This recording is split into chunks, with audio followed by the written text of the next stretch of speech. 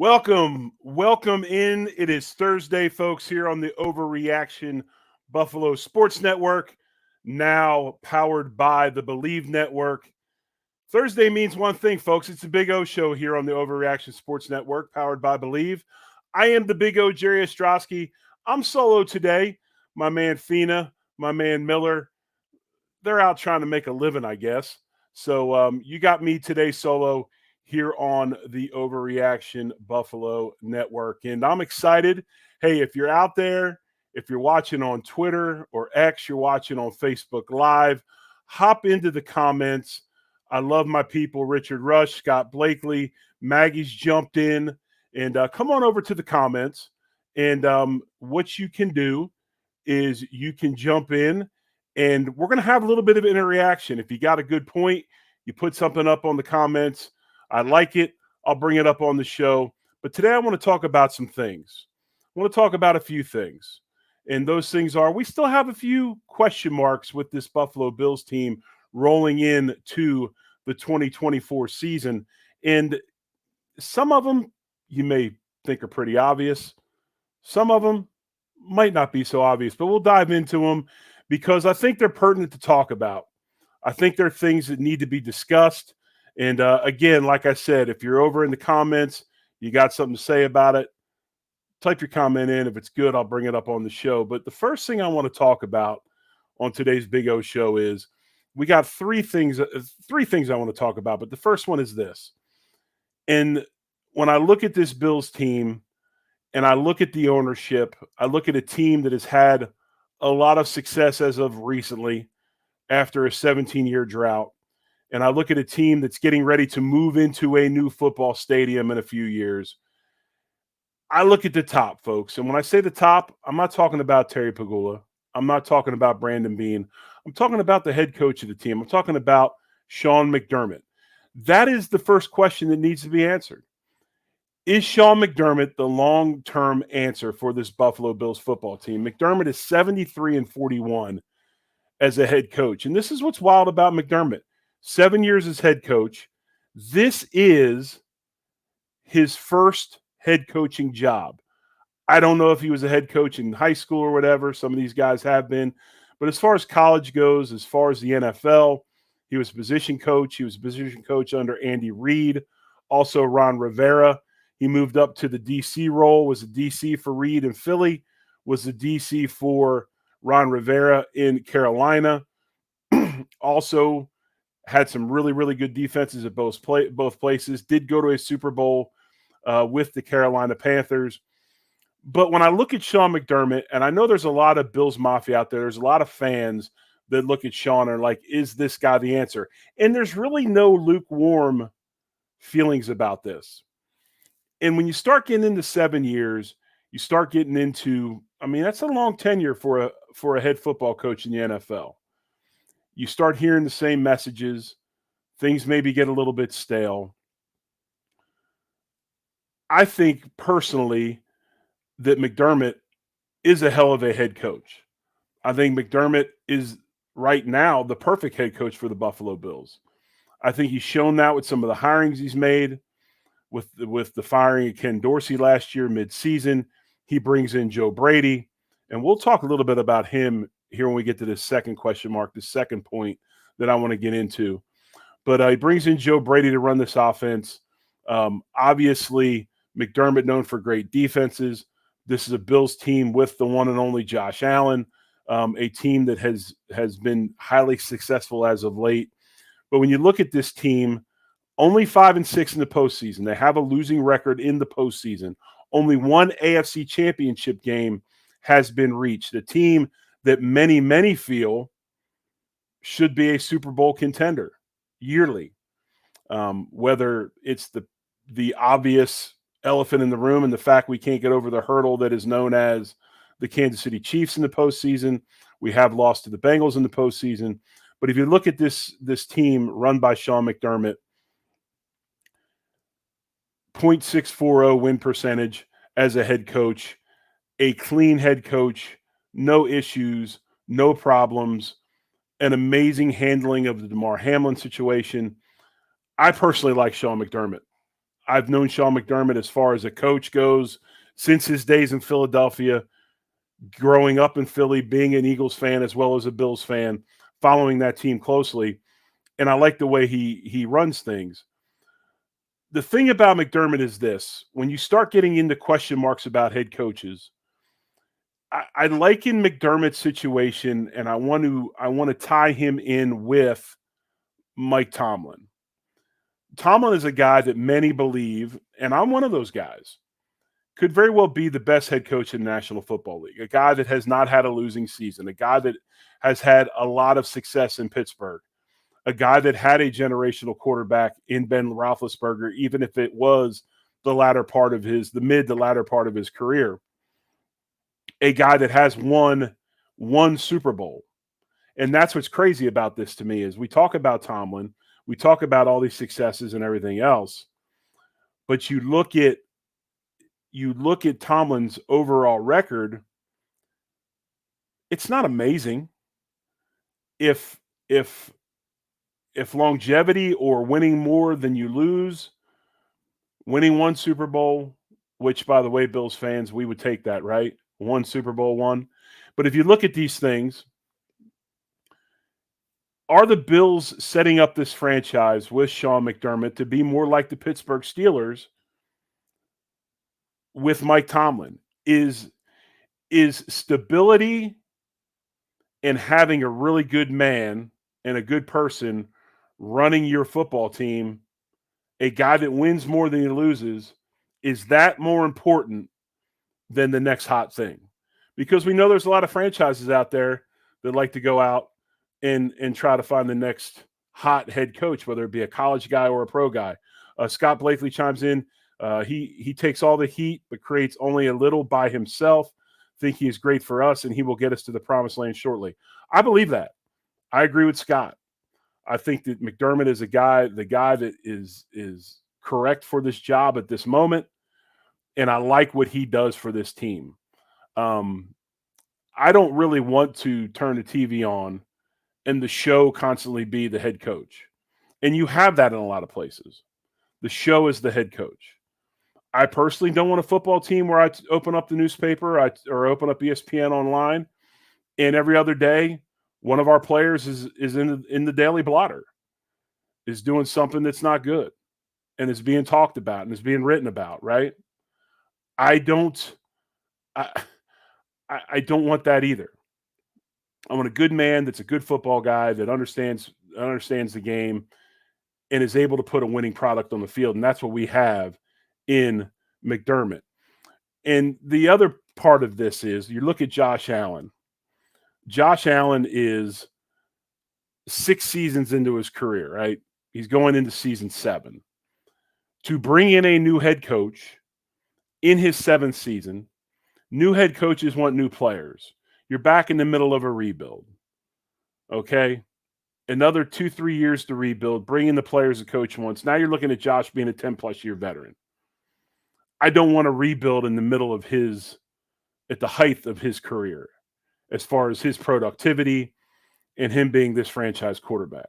So that's something else you have to look at too. Now, granted, if this franchise falls flat on their face this season, has an absolutely horrible year with the moves that were made and the things that were done, yes. I mean, the first place you got to look is at the top, right? That is the first place you got to look. All accountability stops at that office. We talk about it all the time as players, a corner office. The corner office is the head coach's office. The buck stops there. So if this franchise has a really, really down year, even in the middle of a soft rebuild, I don't think this is a rebuild that's crazy.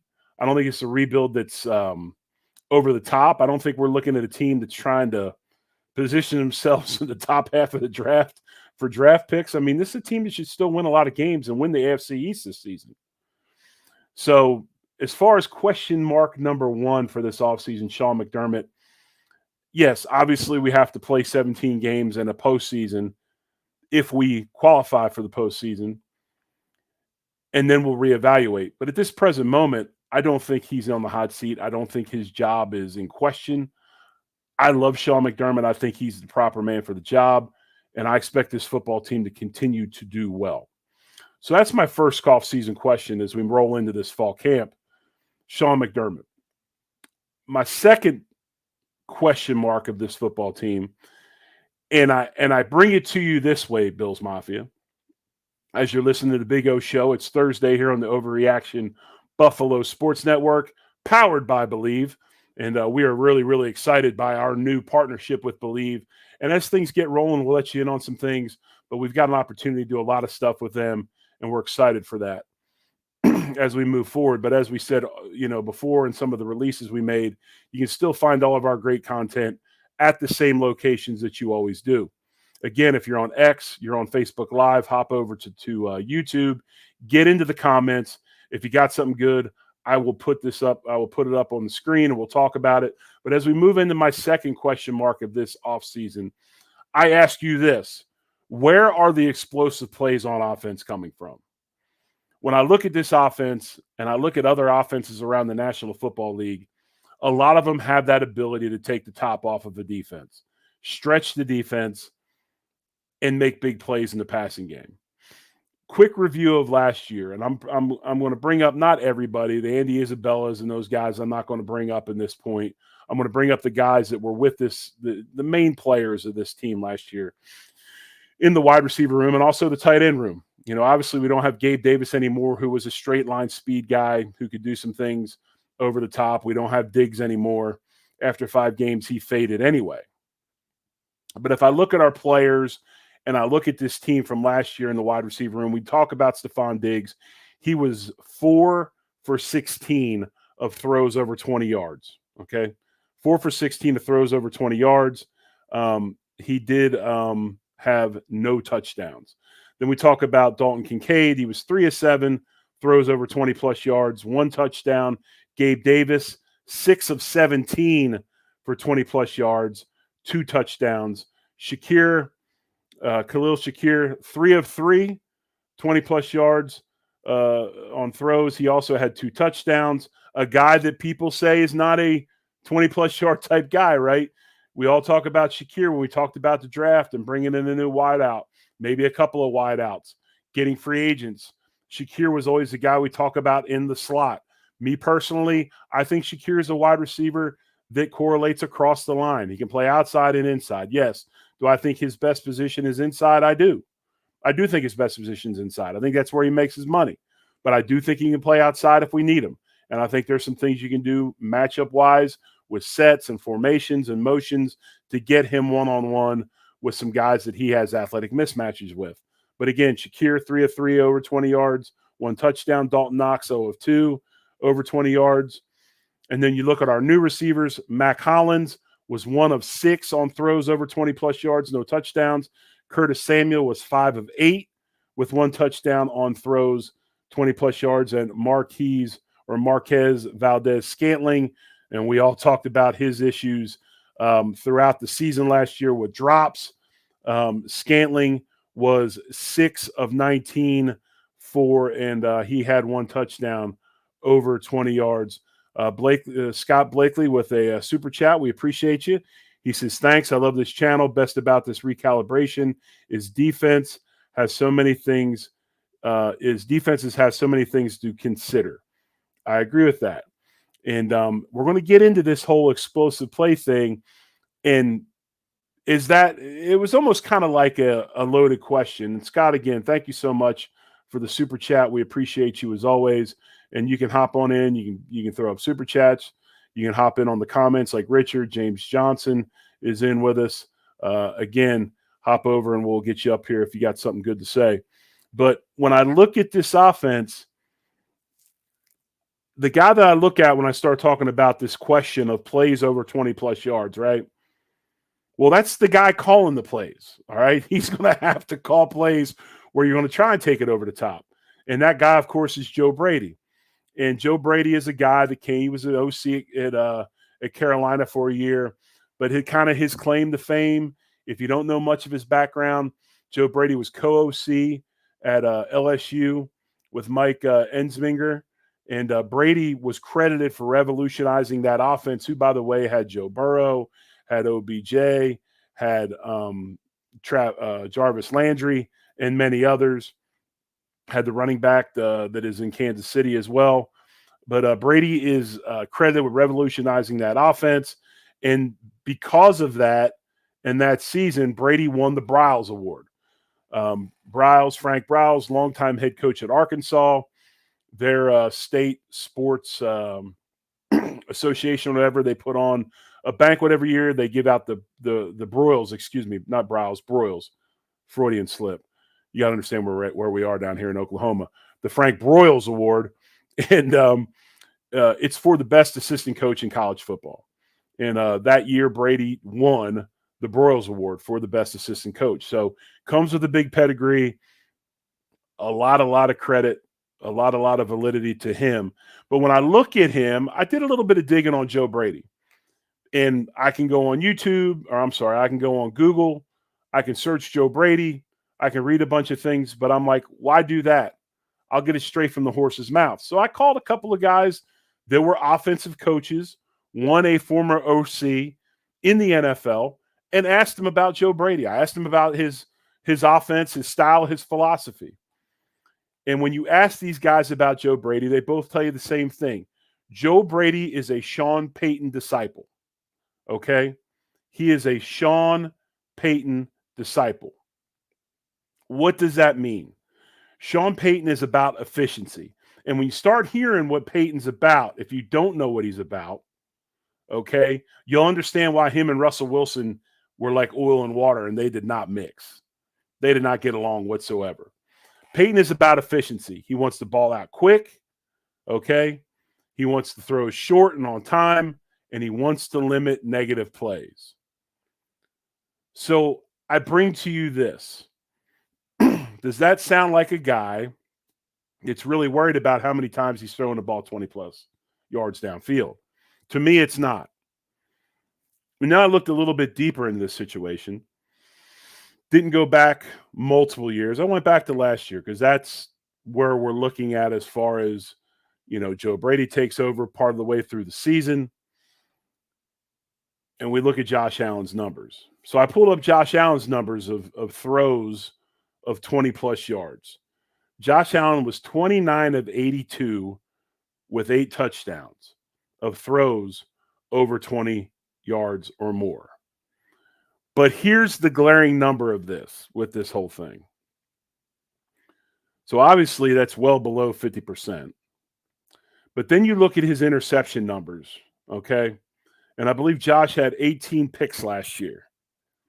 Of his 18 interceptions, 9 of those interceptions were on throws of 20 or more yards, 6 of them down the middle of the field. Half of his throws were half of his interceptions last year were throws of 20-plus yards.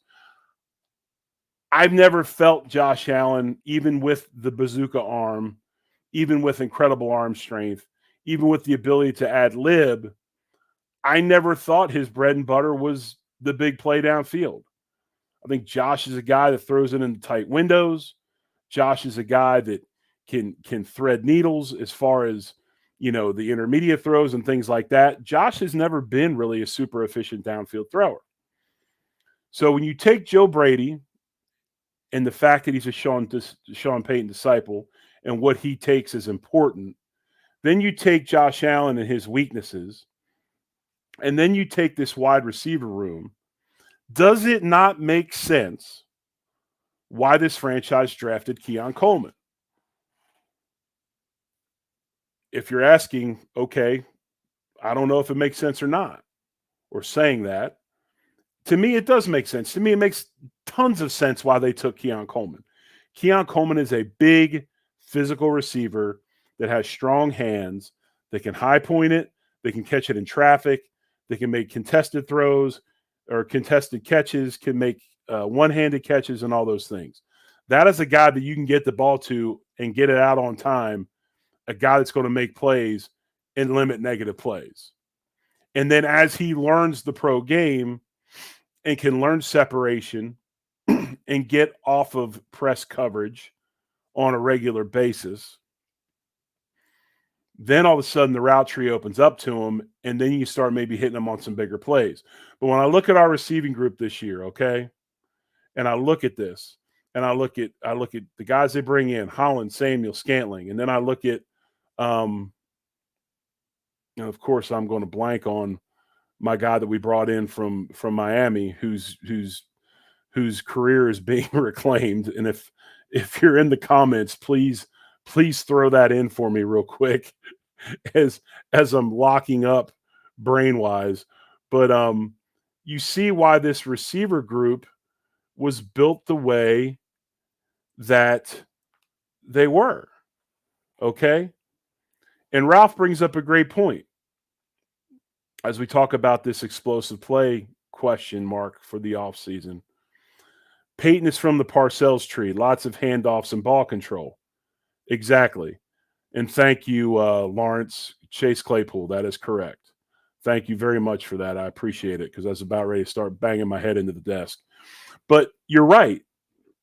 You're right, Ralph. You're 100% correct. Brady's been talking about running the football. You look at short intermediate throws, getting the ball out on time.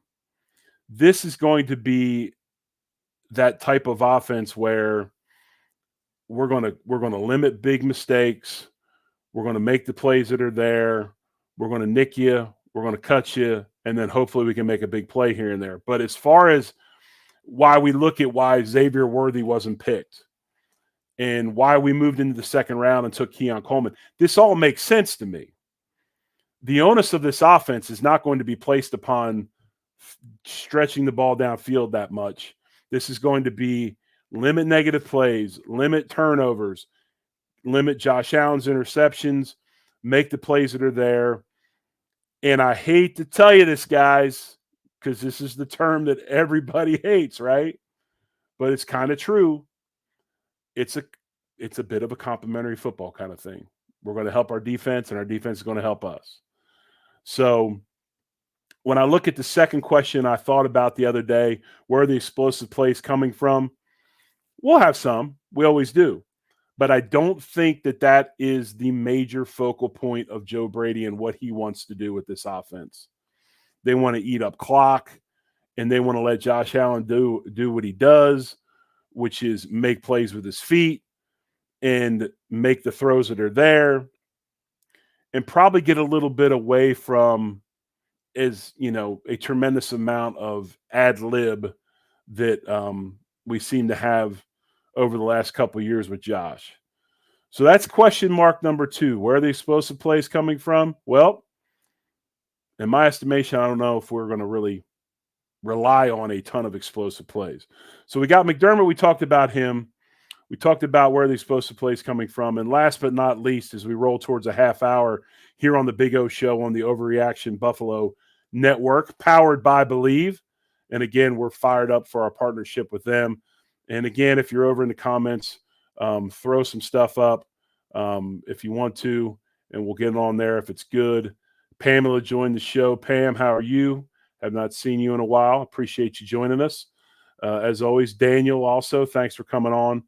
My third question is this, and I didn't take a bunch of notes on this. I saw a video on Twitter the other day, and it made me think. Probably the biggest question mark as we roll into this offseason, and probably, depending upon this person, how things may go on defense. And that question mark is simply one man's name, and that's Von Miller, right? We look at Von Miller coming off of a very, very subpar non-Von Miller year, a year that he was trying to get back from an ACL injury. Obviously, it took him quite a bit longer than most thought it would. We saw glimpses of the old Von as we got towards the end of the season.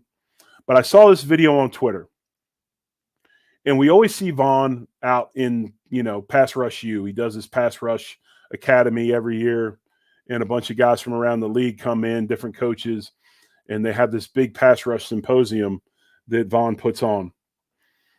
And I saw this video, and it made me happy. And Von didn't put it up. It was somebody else that put it up on Twitter.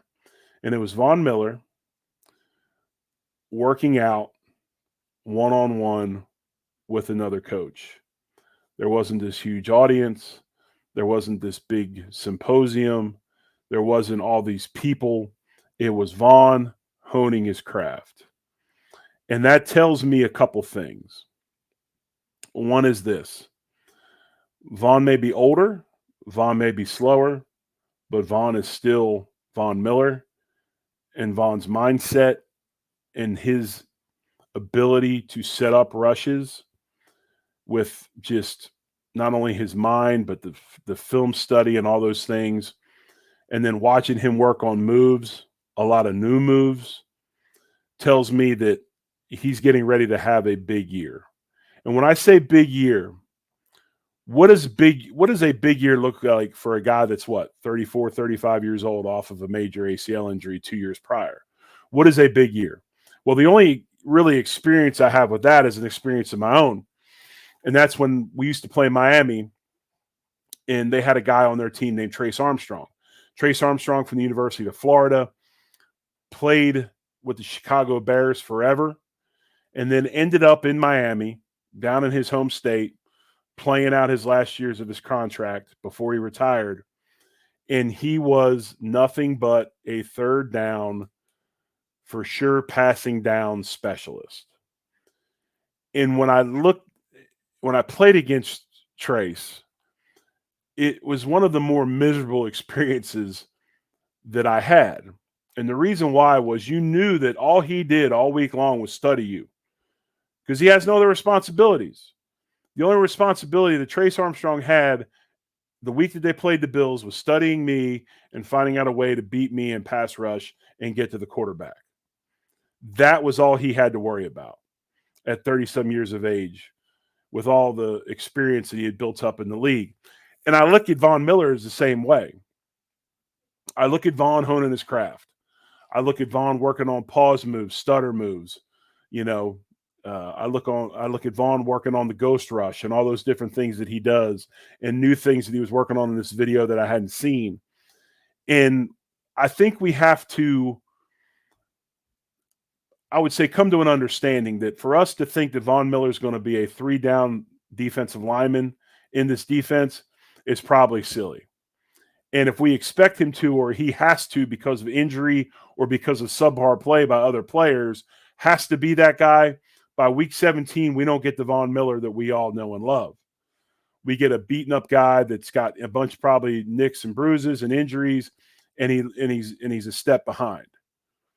But if we can make sure that Von has that season or these next couple seasons where we limit his reps, we limit his plays in games, and we allow him to be the third down or passing situation specialist that we know he is, I would expect Von to have a really, really good season. Because when I've seen him physically, to me anyway, it looks like he's much further back than he is the other way.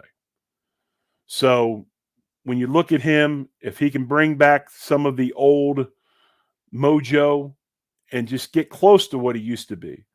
Because this is, the only problem with the whole Von Miller thing, and he's done a wonderful job helping the franchise with the salary cap, reworking his contract continually and allowing space to get opened up on the cap to sign others or re-sign his own teammates. He's done a wonderful job that way. He's been a wonderful leader. He's a hell of a locker room guy. But at the money he gets paid, the bottom line is production, right? We talked about it with question mark number 1, Sean McDermott. When it comes down to it, at the end of the day, it's about production. It's about wins and losses. It's about playoffs. It's about having a chance to go to the Super Bowl. Von, all those great things, all the accolades, everything about him that you love, when it comes down to it, the money that he's making, you've got to have production. And I have a sneaking suspicion we will see some production out of Von Miller this year. I think he's going to have a good season. So those are my top 3 question marks as we roll into the fall camp. We talked about the head coach. We talked about where the explosive play is coming from and got into some theory of Sean Payton and maybe just where this offense may be going to. And I think if you look at this, there's a pretty good blueprint out there of what we're going to see. If you listen and you listen to things like run the ball more, You saw what they did in the draft. You look at this offensive line, that's a veteran group. And believe me, folks, as much as explosive plays are great, offensive linemen want to go forward. They don't want to go backward. I promise you. We talk about all these things, and Joe Brady being a Sean Payton disciple with efficiency, get the ball out quick on time, limit negative plays. And then you look at the way this receiving room has been built. It's been built to run a Sean Payton type of offense, I believe, and also to help Josh Allen with the one weakness that he does have, which is interceptions. And then we've also talked about Von Miller, which I think we're going to see a lot of good things out of him this year as he comes back year 2 after the ACL injury. So, folks, I appreciate you. Thank you as always. Thursday edition of the Big O Show. We'll be back Sunday. Hopefully it'll be the three amigos. It'll be me, John, and Joe. And we're going to talk a little bit probably Sunday. I imagine we'll get into another one of the AFC divisions. We talked about the North the other day. We still got to talk about the AFC South, which I think is where we're going to go. We also have the West to talk about as well. So we'll break down the divisions within our conference as we move towards fall camp. And then as we get closer to camp, we'll give you our full lineup of shows. And again, you can always catch us on all the Overreaction Buffalo places like you always could. But remember, we're now powered by the Believe Network. And we'll have some more things coming down the pipeline as the season goes along with them. But you can also check us out on some of their stuff as well. So if you know somebody missed today's show, let them know the podcast will be out in the morning. But again, we'll be back Sunday night, 8 Eastern, 7 Central. I'm the Big O, Jerry Ostrowski. This has been the Big O Show here on the Overreaction Buffalo Sports Network, powered by Believe. Folks, I appreciate you, man. Thanks for coming out and listening. We're having a great time with this, and we wouldn't be able to do it without you. So much love, and go Bills.